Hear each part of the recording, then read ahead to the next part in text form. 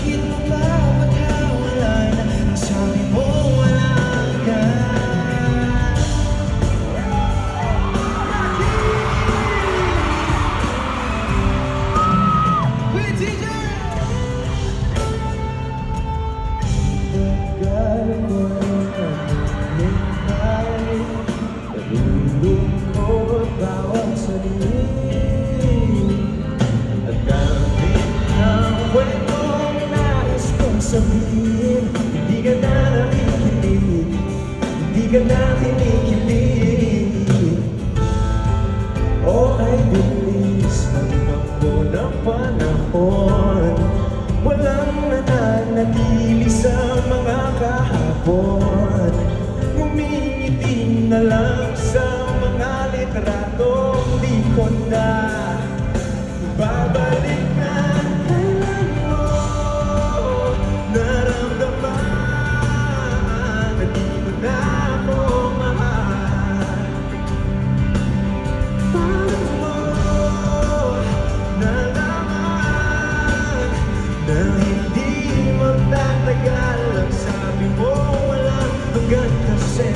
Kasi ulit-ulit ko naman pinararamdam sa'yo. Sa puso ko ikaw lang malalaman. Dahil lang sana bakit di ko malaman, di ko malaman. Kailan ko malalaman? Bakit mo ba magkakalan? Sabi mo wala. Kasi ulit-ulit ko naman pinararamdam sa'yo. Sa puso ko ikaw lang malalaman. Dahil lang sana bakit di ko malaman, hindi ko maalam. Ulit-ulit ko naman pinaparamdam sa'yo. Sa puso ko ikaw lang malaman. Dahilan saan bakit di ko maalam, di ko maalam, di ko maalam. Everybody!